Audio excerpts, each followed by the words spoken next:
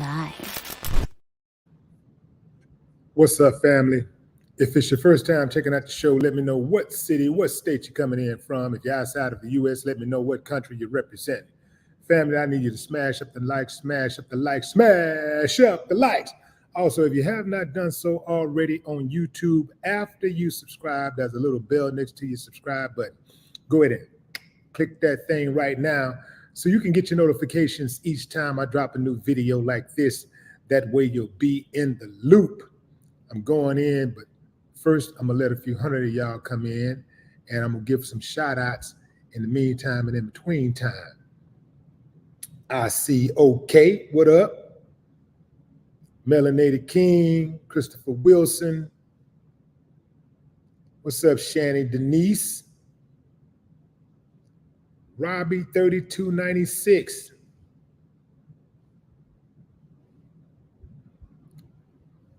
We got Skinny Visions Media. What's up? What's up? Skinny Visions Media. Joe Delaney. What's up, Joe? Joe. Mr. Bang Bang Niner. What's up? I'm going in, fam. Going in. Put a picture of Scotty up right quick. This, ladies and gentlemen, is Scotty Pippen, and the lady who is accusing him of emotional distress. She's accusing him of sexual assault. She's accusing him of harassment and stalking. That's Chevette Valentine, and she alleges that she had a relationship with Scottie Pippen from 1987 to 1993. Chevette wants to get paid. How much y'all think Chevette is looking for? Let's see if y'all know. Give me a while. Give me a shot. Take a shot at it. Take a shot at it without Googling. Right now, you got seconds, a few seconds. How much you think she wants? Chevette wants some money. She's suing Scottie Pippen. How much you think she's trying to get? How many millions? 5, 10, 20, 30, 40, 100 million, 200 million, 300 million? Which one? 50 million, 100 million, 6 million, 700 million. All right, I'm gonna go ahead and get you, because by this time y'all are looking. I know some of y'all are trying to cheat right now, so I'm gonna go ahead and tell you. Chevette Valentine is suing Scottie Pippen. She's suing his ex-wife, Larsa. She's suing his brother, Carl, and the Chicago Bulls in Cook County, Illinois, for $250 million. Chevette wants $250 million. What do y'all think the chances are that Chevette decided to sue after she saw this wave of lawsuits and people collecting checks? Wave of lawsuits from old, ancient cases or alleged incidents. Chevette Valentine, who claims to be the ex-girlfriend of former NBA star Scottie Pippen,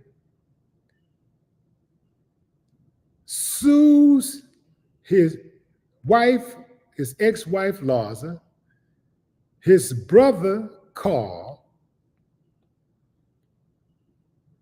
the Chicago Bulls, and Scottie Pippen. She claims in the court documents that the trio, also with the Chicago Bulls, caused her suffering. She's seeking $250 million. Did I tell y'all it was $250 million?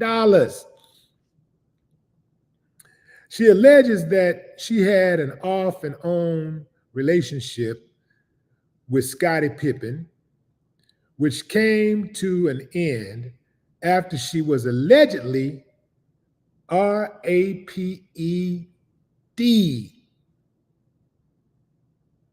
by Scotty and his brother Carl.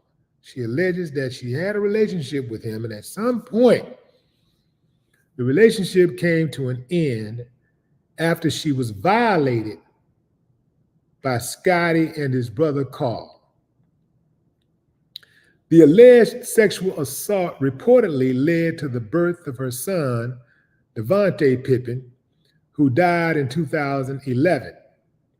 After the relationship came to an end, Chevette claims Scotty used his celebrity status as an NBA star to allegedly stalk, harass, and torment her, which she says caused her severe mental and emotional issues.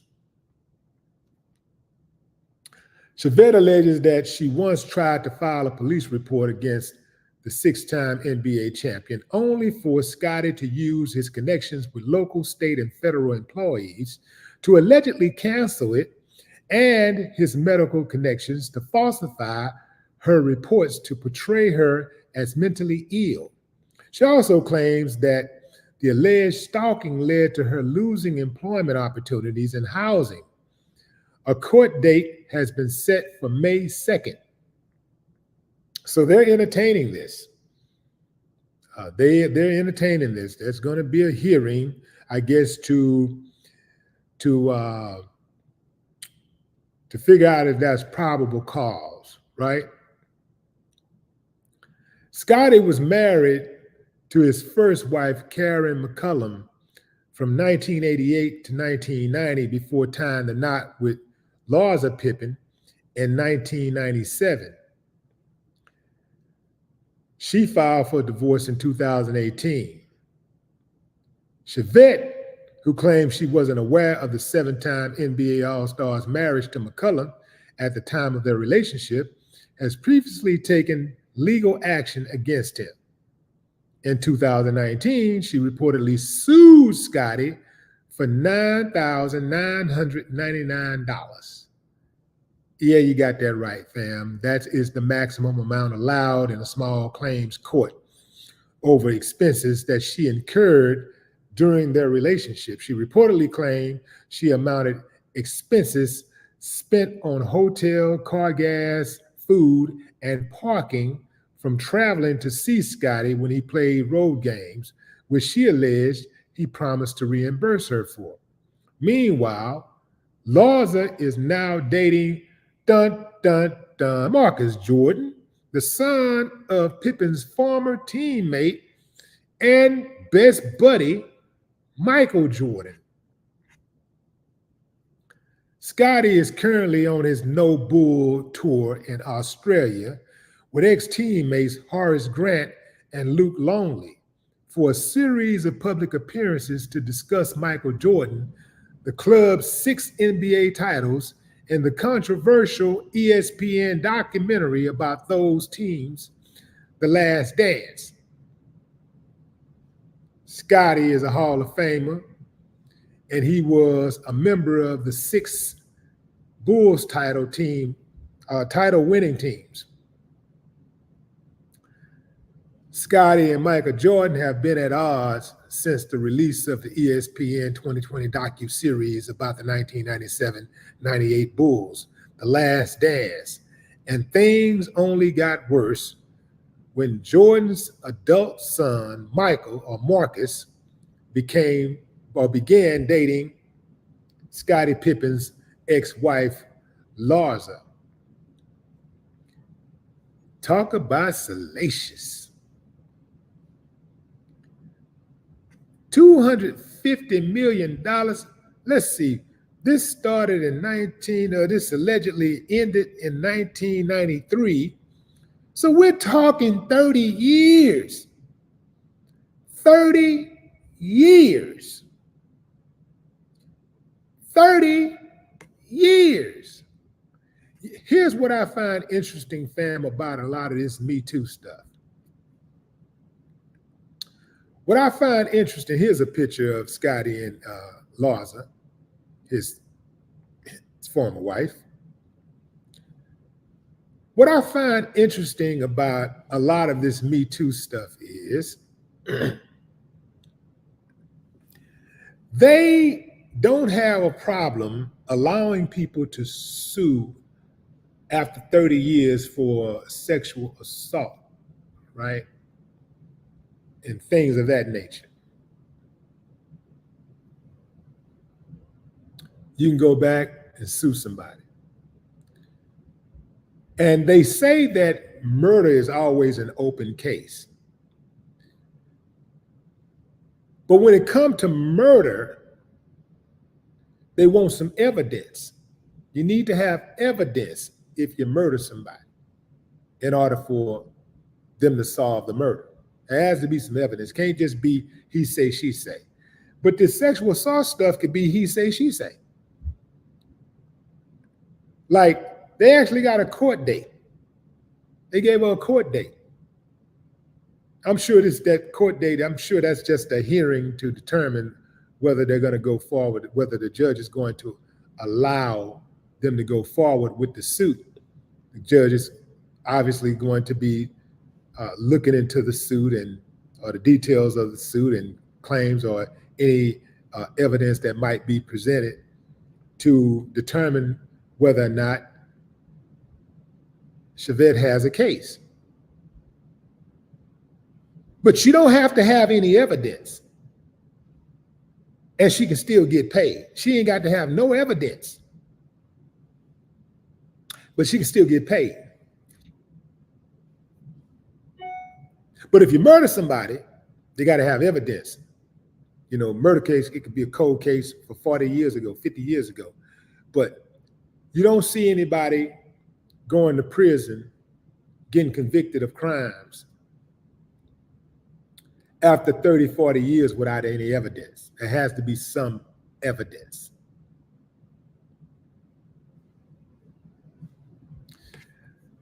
This to me, fam, sounds like a hustle. This just sounds like a hustle. I know some of y'all ain't gonna like what I'm saying, but this just sounds like a hustle to me. I think she sat back and she probably was mad for a long time. Her money probably funny right now. She probably ain't got no dude that's got some real money. She ain't got no real money. And she's thinking about how she can come up, how she can eat. Too old for OnlyFans. She's trying to figure out how she can eat. And she said, you know what? Who do I know? The one that I know that had the most money, who still got some paper. You know, I ain't never liked how Scotty treated me, so I'm gonna sue that fool. And I never liked that wife he married either, because that should have been me. I'm gonna sue her too. As far as him, Scotty, and what she's claiming that he and his brother did to her, I'm gonna tell you, fam, what I think. I'm gonna tell you what I think happened. If Scotty and his brother had sex with her, I'm gonna tell you what I think happened. I think if that actually happened, I don't see them violating her by force. I see her, him, his brother, 3 consenting adults engaging in something freaky. I think Scotty was probably through with old girl, and he just wanted to do something freaky. If it actually happened, if that actually happened, But you see how messed up that is, fam? Because all they got to do is put these allegations out there, and then the media take it and run with it. And you know, I'm part of the media, so I'm running with the story too. But you can't avoid it because it's everywhere. So I don't think anything is possible, but I don't think, I'm saying what I think happened is that if it did happen, if they had sex, I think it was a situation where it was mutual. And she didn't like how that turned out.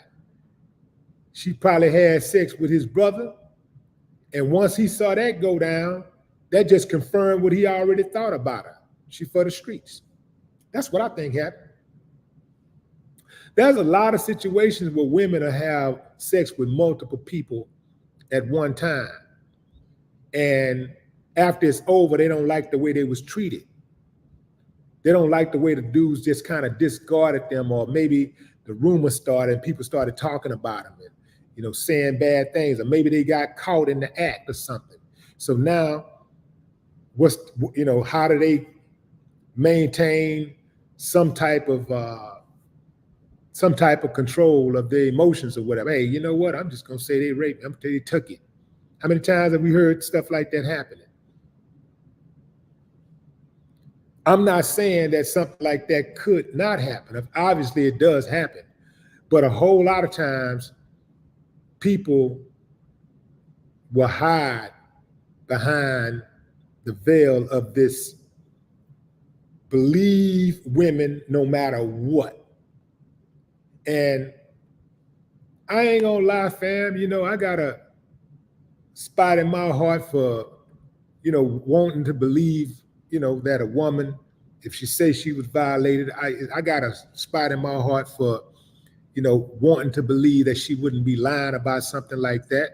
But after seeing so much of this stuff happen, man, I gotta fall back and say, seeing a lot of this stuff happening and people lying, and you figuring out later on the lie happened. I'm like, oh man, I ain't so quick to believe this stuff no more. Now I'm like, you know, where's the proof? I got you. If that happened, you deserve justice. But where's the proof? If it happened, you deserve justice. But where's the proof? Now, for anybody that might be mad about me saying that, what if some woman, some random woman, any woman, accused some dude that you love years later, 30 years later, you in a relationship, you got kids, you got grown kids, and you got kids, 30-year-old kids. You done built a house, a life, and everything. You gone about your business. Y'all living that person way in the past. All of a sudden, this person come out of nowhere and say that the guy that you love violated them 30 years ago. Are you really gonna believe that? Would you believe that? Especially if you know that this guy is not the type of guy that has that type of energy. He's not aggressive. He's not domineering. Would you be okay with that? Some girl coming out the past, pointing the finger at your son with no evidence, no nothing. Just pointing the finger at your son and saying your son violated him?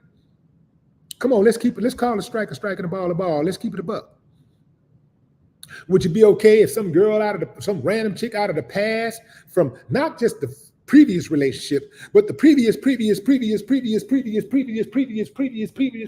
relationship, way down the line, years, I'm talking about 3 decades. You know how many women dude that had access to between that time? You would be okay if some woman just came out of the blue and just pointed the finger at your son? You would be okay with that? Point the finger at your daddy? Would you be okay? Would you even entertain that for 1 second? No, you would not. So you got to keep that same energy. I'm not with it, man. I'm not with this. I'm not with all of this, man. I'm not with this. I'm not with all of these people just pointing fingers just to be pointing fingers. And then sometimes, you know, sometimes people can lie, and the lie just take on the form of a truth. For example, you know, people like to say, well, everybody can't be lying. Well, we've seen situations where everybody was lying. We've seen those situations. So why it can't be true in other situations? See, a lot of times we decide who we want to believe based on who we like. And I get why some people think that way, because I don't like Trump. So anything negative about him, somebody say, I'm gonna believe it. I'm going to automatically give them the benefit of the doubt that they're telling the truth because I don't like them. You see how that works? So I can be honest about that. I can be honest. Can you be that honest? We base who we believe on who we like or who we don't like. One person can accuse somebody of something, and then another person can accuse them of something. And I'm talking about especially if we're talking about a bag being involved, a bag. Let's say a bag is involved. They see that one person getting the bag, the other person say, well, you know, shit, what about me? I want my money. That person say, you know what? I'm filing a lawsuit. Boom. Next thing you know, 3, 4, 5, 6. Well, everybody can't be lying. Yes, everybody can be lying. Everybody can be lying. How many times throughout the years have we heard of witnesses, witness after witness after witness, get up on the stand and lie on a man and say, that man did this, I saw him. That man did it, I saw him do it. And then years later, the person on their dying bed and they confess it. Yeah, I just made the whole story up. Or they come up with some DNA 40 years later, this man is then lost everything, whole family dead. 50 years later, he get out of jail, the man go in prison, a teenager, ain't even old enough to buy cigarettes. He come out a senior citizen, arthritis, got arthritis and everything. From people lying.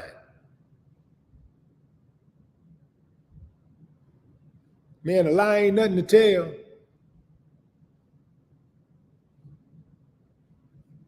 I'm not buying it, man. I'm not with it. I'm not with it. You won't, I think, get justice immediately. I'm getting justice on the spot.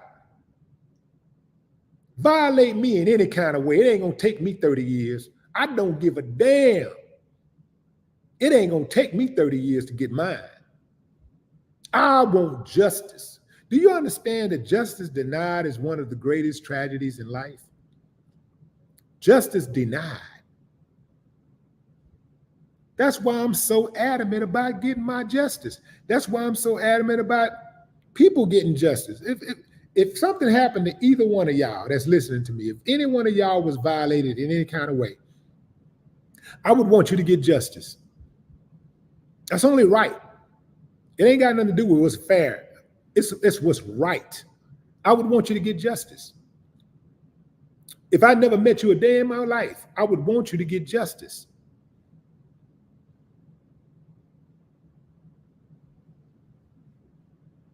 But just somebody just come out of nowhere, 30 years later, 20 years later, 50, the man ain't been hiding. He damn near 7 feet tall. He can't hide. He's a celebrity. He can't hide. He's on tour. He's making his rounds. It ain't like she didn't know where he was. It ain't like she was being held captive. It's not like she's been in a coma for the last 30 years. Where was the lawsuit? Why now? Because it's a money grab, family. In my opinion, it's a money grab. These women see these other women getting paid, and it's a money grab. What needs to start happening is these dudes, if you know you innocent for show, fight. Fight. Fight with everything you got.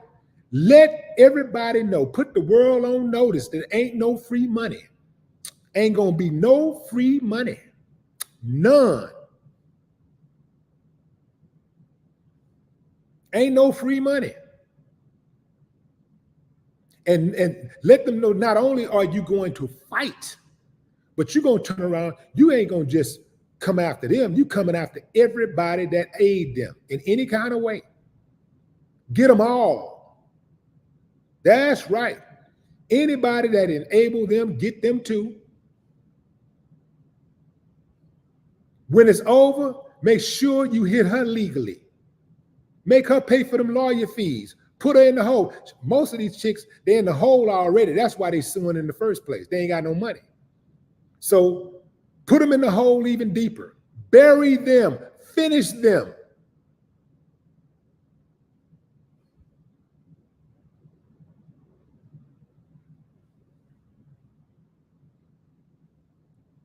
Y'all can't tell me y'all don't suspect some of these women are lying. Right now, if somebody accused, if you went into a store right now, and if you went into a grocery store right now, and somebody accused you of stealing, the first thing you're going to say is, first of all, you know you ain't stole nothing. The first thing you're going to be is shocked. That's the first thing. Then you're going to be angered. You're going to become angry.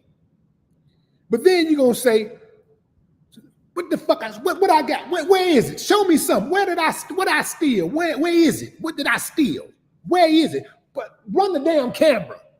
Show me some proof that I stole something. So basically, if you don't agree with what I'm saying, basically what you're saying is somebody can just accuse you of stealing something, and they ain't got to have no proof, and you okay with the police just rolling up on you, putting handcuffs on you, and putting you in the back seat. And we'll let it play out in the court of law later on. You okay with that? No, you're not. You're not okay with that. Keep that same energy. Keep the same energy. And let me tell you something, fam. It is the principle. I don't even like Scotty Pippen. Don't like him at all. Don't like Jordan either. At all. But this is the principle. This is bigger than Scotty Pippen. This is bigger than his ex-wife. This is bigger than the Chicago Bulls. If they can do this to him, they can do this to anybody. Some of us ain't got as much money as Scotty Pippen, but they'll take whatever you got, even if it ain't nothing but your freedom. They'll take it. If we're going to just let people just accuse people of stuff without any kind of proof, if you're going to just let people come back 30 years and charge you up for something, hit you for something. Imagine buying a car and you've had the car so long that the car is now considered a classic. You paid for the car and everything. Car been sitting in your driveway for 20 years. All of a sudden, you get a notice. You get a notice from a dealership that you owe additional money. You ain't paid the car off. You got the title and everything. But they come back and say they made a mistake by giving you the title because you got one more payment. Oh, you got 30 payments more. You gonna, man, if you don't get your ass up out of here with that, man, you crazy? Hell is you talking about? Oh, and by the way, they ain't got no paperwork to prove this so-called error. They just saying you didn't pay. Is that cool? Homie don't think so. Go into the comments. Anonymous, what up? Nandi Johnston. KV, Antonio, Larry Shoots.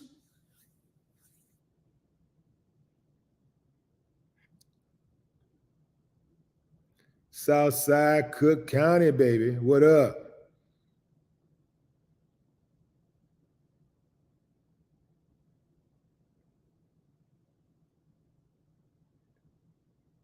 Said Live Anita.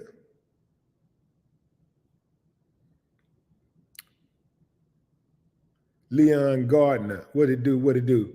Fam, apologize for the last couple of days. I hadn't done a live.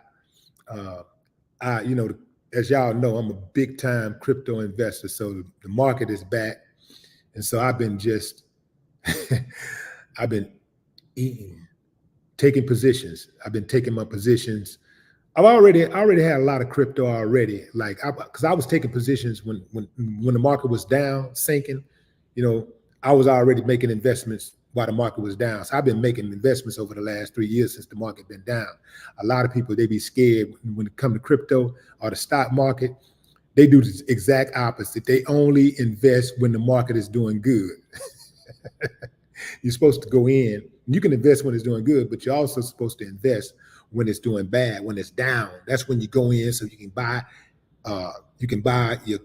Take your positions at low. You want to buy the dip, right? A lot of people, they don't buy the dip. They buy when it's high, at all-time highs. So I'm buying dips for the last 30 years. I've been buying dips, buying dips. And now that the market is all the way back, my dips are paying off. I'm 5Xing, 10Xing, 20Xing, 30Xing, and then I'm taking new positions over here on other coins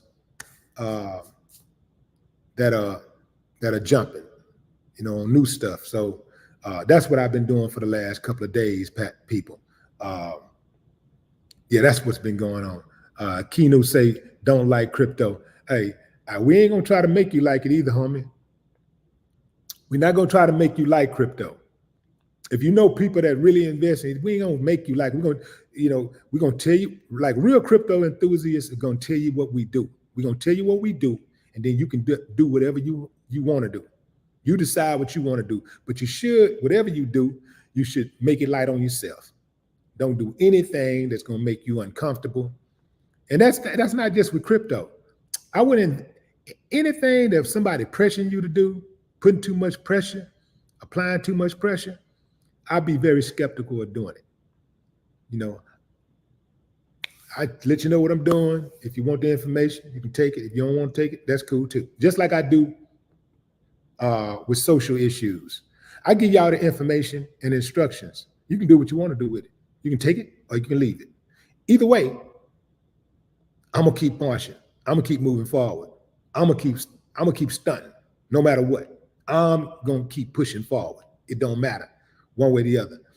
But when it comes to this news that you can use, it's information and instructions more than anything. Let's not even talk about investments. More information and instructions to help you navigate through this wild, crazy, beautiful world is the most important thing to me, not what you invested in and all that kind of stuff. It's the most important is you having being of sound mind, body, and soul. That's what's important. Being healthy, taking care of your family, taking care of yourself, trying to eat right, get your exercises in, all that kind of stuff. Yeah, all that stuff that create the quality of life. Yeah, and then if you can get some money, then that's cool too.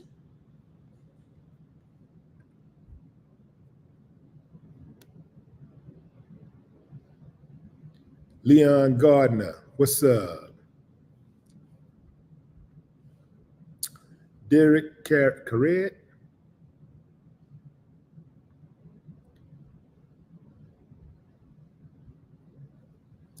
My holy king says, Willie D, why don't you teach us how to buy stocks?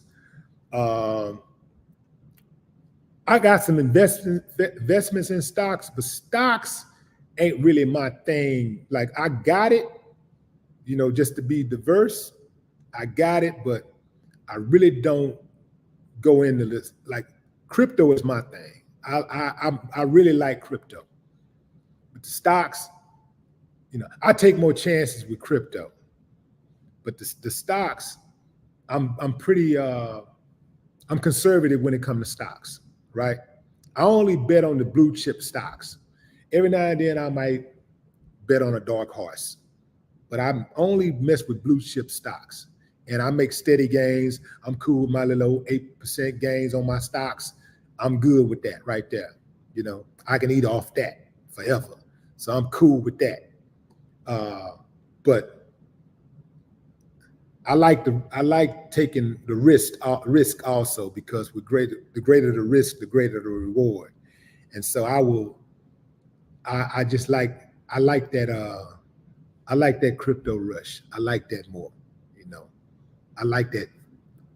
I like that putting up 1,000 and then, you know, 10 days later, it's 100,000. You know what I'm saying? That don't always happen. Don't be tripping. That don't always happen. In fact, that rarely happens. But when it does, it feels good.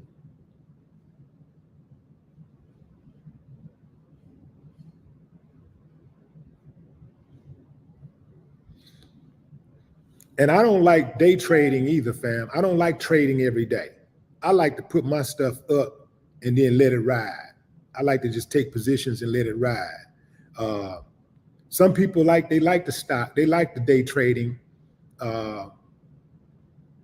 but day trading, in my opinion, takes a lot of energy out of you. It's an emotional roller coaster, and I don't like that feeling. Like every day, I'm cool with a little rush, adrenaline rush every now and then. Like I had the last couple of days, I'm cool with that. But like, I'm not doing that every day. That's bad for your health. It's bad for your health. That's why you see a lot of dudes that's involved in investing, especially high stake investing. They do drugs. You know, they be doing cocaine, all kinds of stuff. I don't do all that. They drink, they do a lot of drinking and stuff. I drink occasionally, but I don't do all that stuff. You know, like I'm not finna kill myself to make some money. I'm not doing that. You got people out here that work themselves to the bone. You know, they'll work, be on a job 20, 30, 40 years, retire when they're 60, and die 5 years later. Sometimes people die the year that they're retiring. Like, no, I'm not doing all that. I'm not doing that. Not doing that. If I work, it's gonna be because I want to, because I like what I do. I work, and I'm gonna work until the day I die. But I do stuff that I like doing. So it ain't too much like work to me. It's more like, with me, it's more like building. I'm like building. I'm building, you know. So I don't look at, just like what I'm doing right now, I don't look at this as work. I look at this as building. I'm building. So yeah, I don't like all of that tension, that stress, because that stuff kills for real. You be taking all kind, you go out here, make all that money, and then give it back to the doctors trying to stay alive. Nah, I'm not doing that. I'm not doing that. I'm gonna be proactive about my health, and I'm going to do the things to prevent, so that I don't have to give all my money back. So I don't have to be making all these damn doctor's appointments and taking all this time out of my day and out of my schedule with doctor appointments. That stuff take a lot of your time up. And then, you know, if you live in the big city, paying to park, you got to pay $20 to park. You know, depending on how long you're there, it might be $30 or $40. You're in New York, depending on what hospital you go, it might be $200 to park.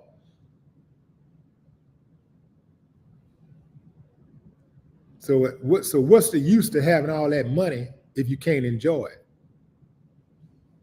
It's like being in a relationship. What's the use of being in a relationship if you can't enjoy it? If you can't find no peace? What's the use?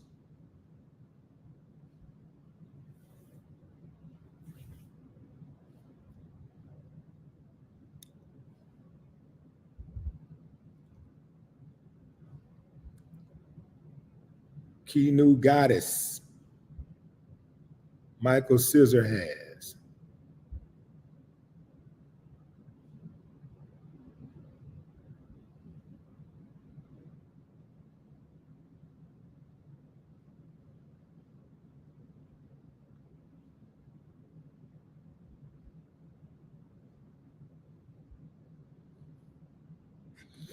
I tell you what also, fam,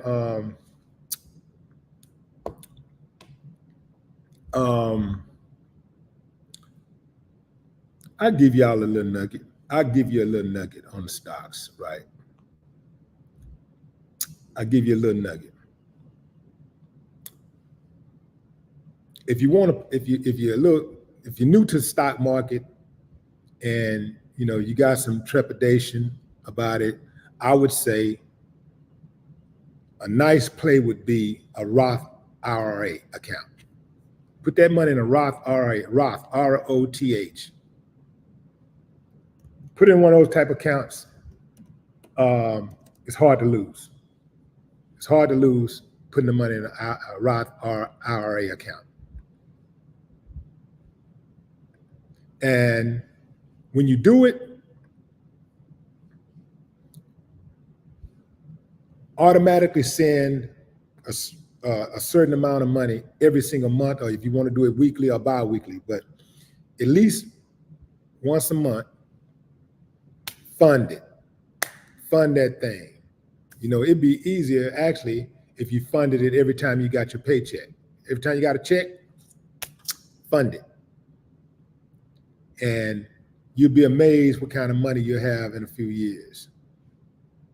Just keep on funding it. Just put whatever you got in there, just keep funding it, no matter what, because the market gonna always, for the last, I don't know how many years, the market has yielded like a little over 8% in returns over the last, averaged over 8% in returns for the last several years. So it's safe to say it's gonna continue that trend.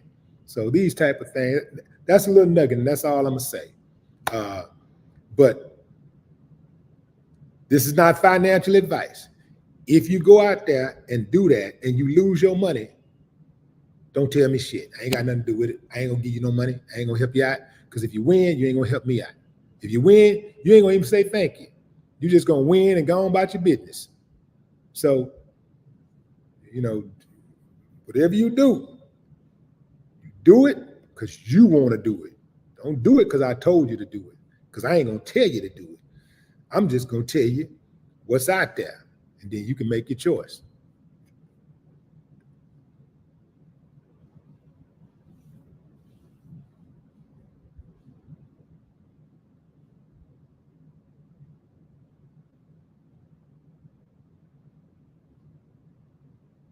Real estate investments, absolutely. Real estate, most millionaires got some type of real estate in their portfolio. Real estate is actually, in my opinion, the safest investment a person can make. Because real estate is as simple as just knowing, okay, I'm buying a 3-bedroom house, 2-car garage, 2.5 bath in this particular neighborhood. Let me pull the comps. And that's, the number is typically three comps. You want to see 3 houses that that's comparable to the house that you're considering buying. Based on that, what you should be paying for the house. And if you already own the house, you know what you should be selling the house for. But real estate, but you got to understand that little simple formula first. Pulling your comps, and also knowing, okay, so do I have an resident? Make sure you get you an inspection. Brand new houses, inspection ain't that big of a deal, but a used house, you got to know if there's any underlying issues. So you get your inspection. Inspector gonna tell you what you need to do. Some of the stuff you can eyeball. You walk in a house and you see, okay, automatically I know I need painting carpet. Boom. Painting carpet's gonna cost me, I don't know, maybe $5,000. So boom, right off the bat, I know I got painted carpet. What else is wrong with the house? It's gonna need a new roof, but it don't need one right now. Maybe I can keep this roof the way it is and pass this on down to the seller. To the buyer. So the roof good right now, ain't no leaks or whatever, but it's like it's gonna need a new roof real soon. But I ain't finna put on no roof on there. Okay, what else? Let's see. Oh, curb appeal. I ain't got no curb appeal. We're gonna spend $2,500 on some shrubs, some plants and stuff. We're gonna put some plants in front of the house, make it look a little fresh. Look, we bathroom kind of outdated. You know what I'm saying? The guest bathroom outdated. We're gonna drop another $3,000 on the bathroom. Boom. So now you out of, I don't know what that came up to, but let's just say that's $1,100, $12,000. Boom. $12,000 is what it's gonna take for me to bring this house up to par, to make it turnkey where somebody want to walk in and just say, I want to live here. Turnkey, $12,000. Boom. You pull your comps. The comps in the area say 2-bedroom, 2-car garage, 2.5 baths are going for, let's keep it simple math. It's going for $100,000, right? Just say $100,000. So now you know it's going to take you $12,000 to make the repairs. So now you're down to, what is that, $88,000, right? $88,000. The comps in the area is, like I said, the comps in the area is $100,000. That's what they're going for. The comps are going for $100,000. Okay, you're gonna be out of 82. You're gonna be out of 12,000. But if you make these little simple repairs and do a couple other things but let me back up. But you got the house. If you know you got 12,000 already that you're gonna have to make the repairs, then you need to buy that house for under $88,000 because you want to have a profit. So really, you're trying to get that house for somewhere in the neighborhood of at least, for as low as you can. Let's put it like that. So at the very least, you want to buy the house for under $88,000. So really, if you put the house if you can get the house for $70,000, right? If you can buy the house for $70,000, put in 12, you're at 82, and now you got an $18,000 profit when you sell the house. You feel what I'm saying? So it's just as simple as knowing the math. Pulling those comps is essential. Understanding those comps is essential.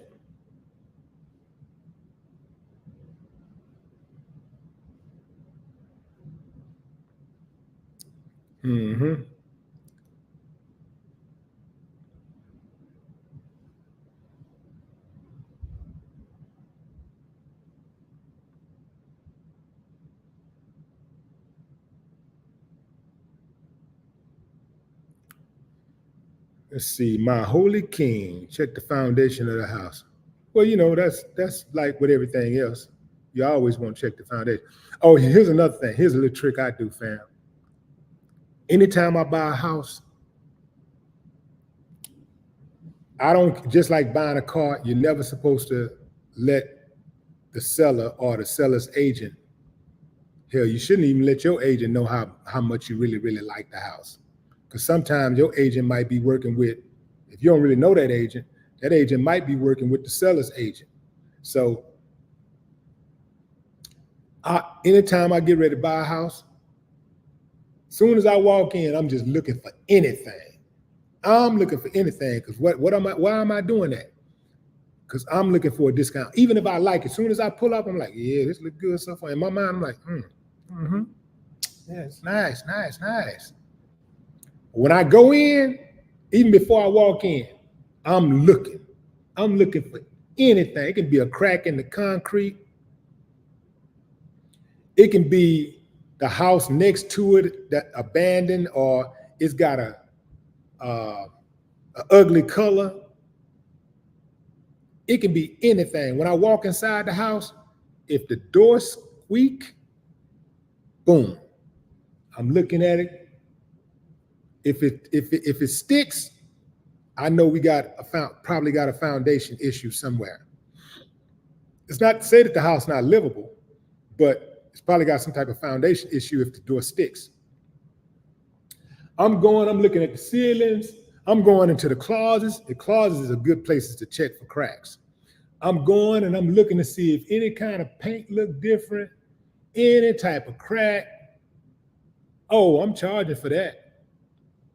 I'm looking for everything, man. I'm looking for any type of wiring that's not. I'm looking at the floors. If it's an imperfection in the floor, if the carpet is a little dirty, it could be a little stain on the carpet in one little room. I'm gonna be like, man, I'm gonna have to change this carpet out. You know, I ain't gonna be able to find that carpet. I'm gonna have to change the whole thing. You know, I'm looking for that. I'm looking for everything. Because what I'm trying to do is get the seller to contribute at the closing, to contribute to my repairs. That's what I'm trying to do. So I'm looking for everything. I'm looking at everything. I'm like, yeah, this ain't, yeah, I'm probably gonna change that too. Yeah, the refrigerator is okay, man, but I'm gonna have to buy. No, well, let's take that out because most houses ain't gonna have a refrigerator. But anything in the house, I'm just looking. The faucets, outdated. I'm gonna have to change that. Yeah, those electrical covers, I'm gonna have to change that. Yep, I'm gonna have to change that. Paint, yeah, I'm gonna have to paint it. Everything, I'm looking.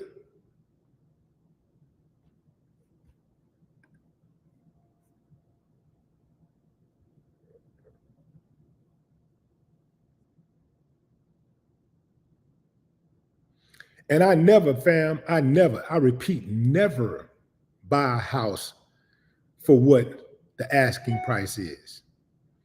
And not just never buy a house, because sometimes you can buy a house. I don't get emotional about houses, buying.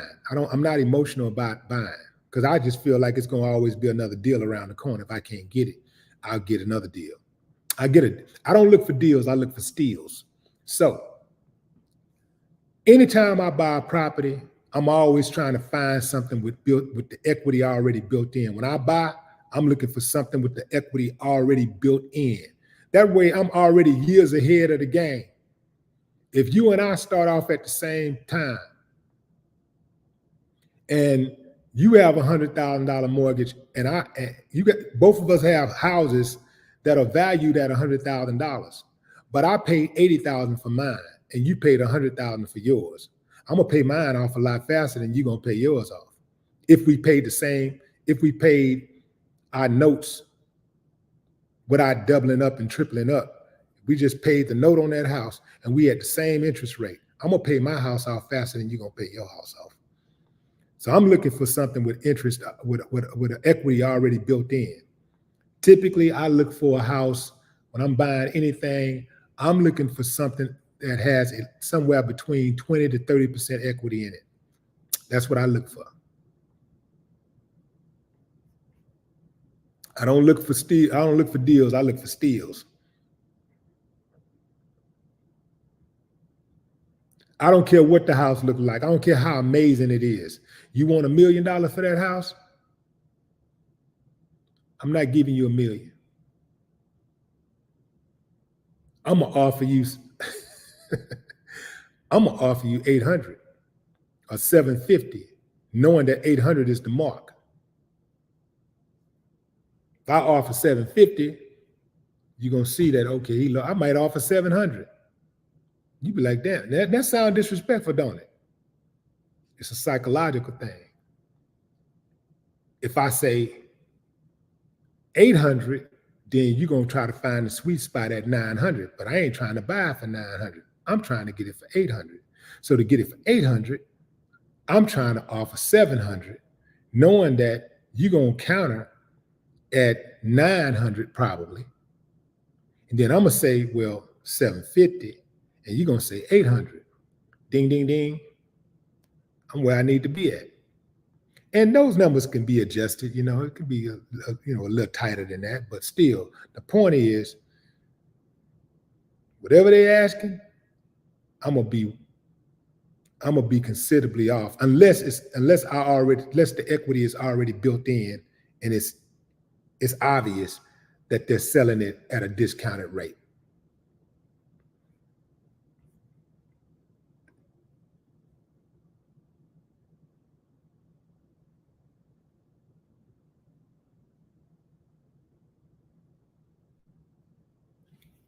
Paul Rockamore, what up?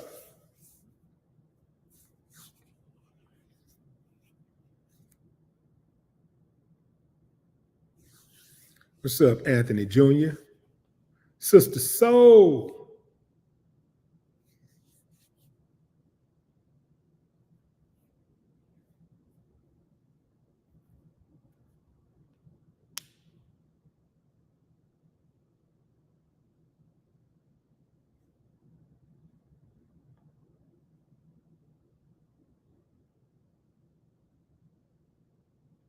Black Zeus said, we'll be negotiating for 3 weeks. You'll pay me what I want. No, I won't. I'll just pass on the house. Look, fam, I kind of know what the numbers should be looking like.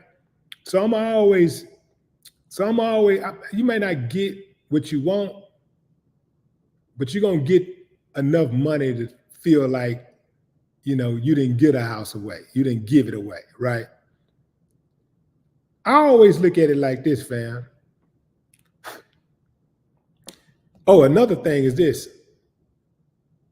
When you are buying a house or any property, and that property been on the market for several weeks or several months, advantage you.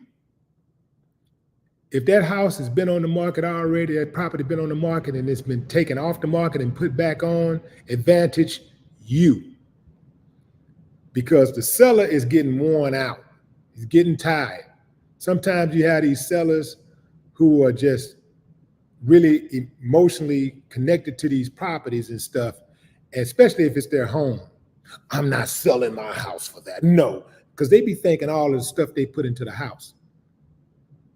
They be thinking, man, I laid down that tile myself. I painted that room myself. I remember, I added that room. I put that wall up. They be thinking along those lines, not me. I be thinking, what's that bottom line? What that money look like? And typically when I'm the seller, I get big money when I sell, because I like to sell turnkey properties. I don't like having houses on the market for a long time. So when I put a house on the market, my house gonna go within 48 hours, almost all the time. I got a deal. I got an offer.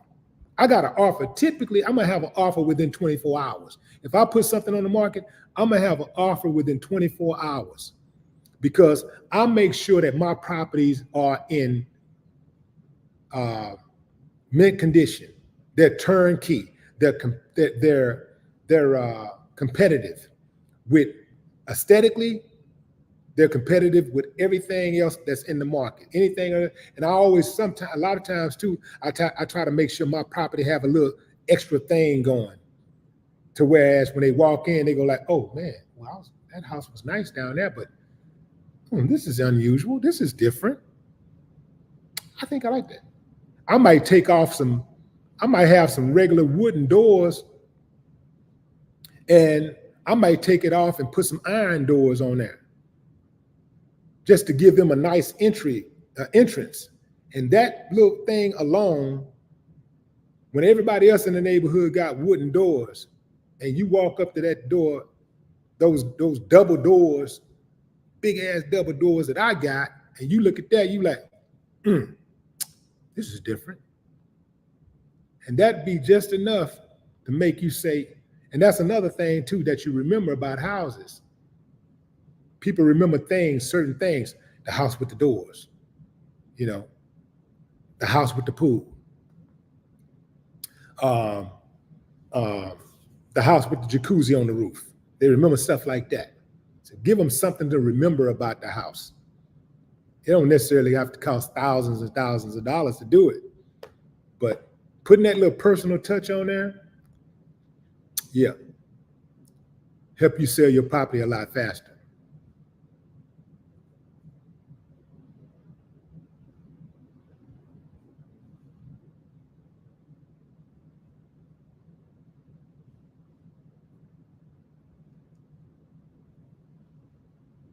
Sig Sire, what's up?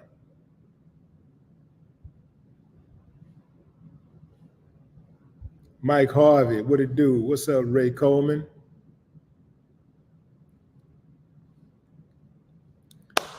Nandi Johnson. Melanie, who is that? Melon Bed Brown.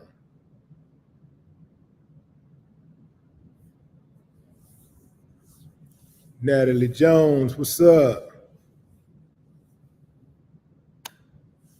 Yeah, fam. You know, and I'm gonna leave y'all with this little nugget, and I'm gonna leave. I only lost money on a property once, and that was the very first property that I bought. I bought a property in a neighborhood where the property values was actually sliding down. And I mean sliding. I mean, like, I held the house for 3 years. In that 3-year time span, the house lost 15% of its value in 3 years, like 15% in just 3 years. Well, now, you know, but since then, you know, the property, you know, the market has stabilized and you got true numbers, you know, you can see, you know, what's really going on in the neighborhood. But at the time that I bought, the neighborhood was transitioning. So you have people, you know, moving in who are, let's say, who are not really taking care of their business and taking care of their properties and care about their stuff and have pride. And then you got the other ones moving out, seeing the neighborhood transition. They're trying to get out of there. So I bought a house in the middle of that. And I also added, this is very important, I also added another 40,000, 50,000 to the house in upgrades. But so my first mistake I made was not pulling the comps, not understanding comps. I didn't know about comps. I was new to money, so I didn't understand comps. So I learned now, you know, you always pull your comps, but I didn't pull the comps. So I learned that I paid, first and foremost, I paid more for the house than it was worth. I probably paid, I don't know, maybe 10% more than the house was even worth in the first place. Not even considering that it was going down. Didn't know where that stop was going to be. So that happened. Then I added another $50,000 in upgrades. The worst part about the upgrades is that I put the upgrades on the walls with wallpaper, but that ain't the biggest part. I had carpet about this thick. I'm talking about that ballet type. When you go to watch a ballet and you go into those theaters, you know, where everything look like money and feel like money, that carpet about this thick. You walk on that stuff, you feel like you float. Spent thousands of dollars on that thing. And then I had marble on the floors. Well, let me explain something to you. Marble is supposed to go up top, not on the floor. You don't walk on marble. You place things on top of marble. You don't walk on marble. So if you put marble on the floor, you actually, it's like this, you're basically wasting money. For what you have on that floor, if you put marble on a floor and somebody else put carpet, a decent grade of carpet on a floor, they're gonna have about the same amount of value. The only difference is you probably done paid 5 to 10 times more for the marble than you did the rug. So that's wasted money. So you learn little things, you pick up little things like that. And so that's what I had to learn about marble and stones, and granite, stuff like that. You put granite, marble, you put it on countertops. That's where it goes. If you want to splurge, you can put it on a wall, but just know that it's not going to increase the value of your house. So sometimes, you know, when you're buying houses and stuff, you do something for yourself and it ain't necessarily for anybody else, but you do it for yourself because it makes you comfortable for the time that you're there. Just know that you're not going to get money back unless somebody walks in that house who's just totally awed about marble on the wall and say, I'm going to pay extra because I just love that marble. I wouldn't, but there are people out there that's like that, kind of like buying a house with a pool. Did you know that it doesn't matter how much you spend on a house with a pool? Typically, your return is going to be about $10,000. All that pool is going to be worth is about $10,000. So you can go out there and spend $100,000 on a house with a pool. You can put a pool back there. You can put a pool out there that costs $100,000. It could cost $500,000. It can cost $500,000. You can build a pool for $500,000.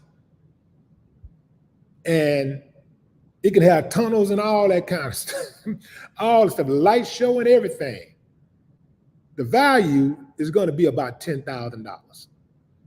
You'd have to find somebody who care about stuff like that, because some people don't even want a pool. For some people, they don't want that maintenance. You got people that will cover a pool up. They'll come in and see a pool and put dirt over a pool because they don't want to deal with the maintenance. So you learn little things like that as you go. And so that's why it's good to have a mentor. I didn't have one. It's good to have a mentor, somebody who knows and that you can go to, who's willing to give you the game.